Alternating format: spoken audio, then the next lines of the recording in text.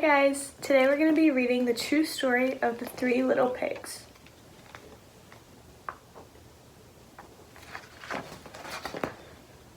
Everybody knows the story of the Three Little Pigs, or at least they think they do.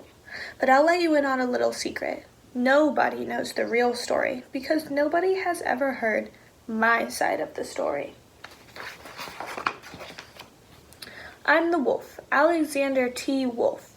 You can call me Al. I don't know how this whole big bad wolf thing got started, but it's all wrong. Maybe it's because of our diet. Hey, it's not my fault wolves eat cute little animals like bunnies and sheep and pigs. That's just the way we are. If cheeseburgers were cute, folks would probably think that you were big and bad too. But like I was saying, I'm the big bad wolf thing is all wrong. The real story is about the sneeze and a cup of sugar. This is the real story. Way back in Once Upon a Time, I was making a birthday cake for my dear old granny. I had a terrible sneezing cold. I ran out of sugar. So I walked down the street to ask my neighbor for a cup of sugar. Now this neighbor was a pig. And he wasn't too bright either. He had built his whole house out of straw. Can you believe it? I mean, who in his right mind would build a house of straw?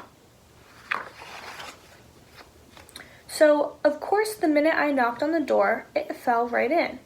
I didn't want to just walk into someone else's house. So I called, little pig, are you in? No answer. I was just about to go home without a cup of sugar for my dear old granny's birthday cake. That's when my nose started to itch. I felt the sneeze coming on. Well, I huffed and I snuffed and I sneezed a great sneeze.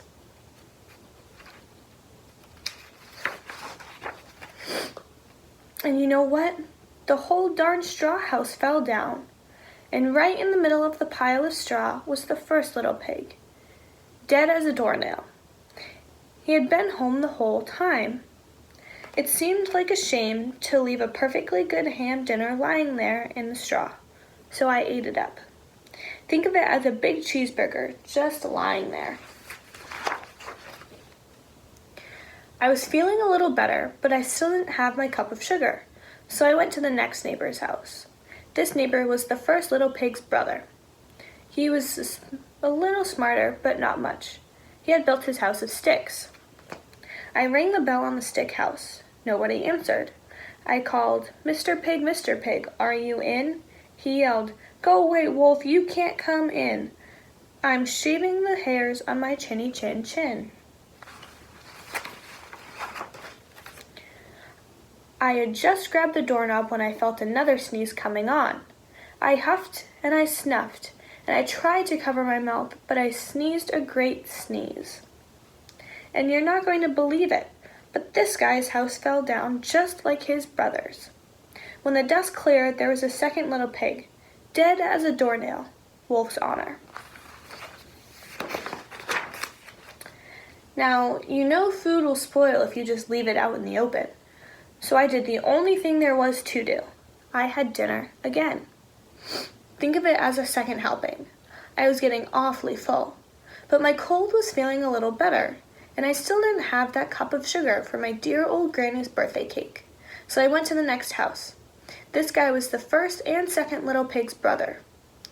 He must have been the brains of the family. He had built his house of bricks. I knocked on the brick house. No answer. I called, Mr. Pig, are you in? And do you know what the rude little porker answered? Get out of here, wolf. Don't bother me again. Talk about impolite. He probably had a whole snack full of sugar, and he wouldn't give me even one little cup for my dear old sweet granny's birthday cake. What a pig. I was just about to go home and maybe make a nice birthday card instead of a cake when I felt my cold coming on. I huffed and I snuffed and I sneezed once again, and the third little pig yelled, And your old Grammy can sit on a pin. Now I'm usually a pretty calm fellow, But when somebody talks about my granny like that, I go a little crazy. When the cops drove up, of course, I was trying to break down this pig's door. And the whole time I was huffing and puffing and sneezing and making a real scene. The rest, as they say, is history. The news reporters found about the 2 pigs I had for dinner. They figured a sick guy going to borrow a cup of sugar didn't sound very exciting. So they jazzed up the story with all of that. Huff and puff and blow your house down, and they made me the big bad wolf. That's it. The real story. I was framed. But maybe you could loan me a cup of sugar? The end. Bye, guys.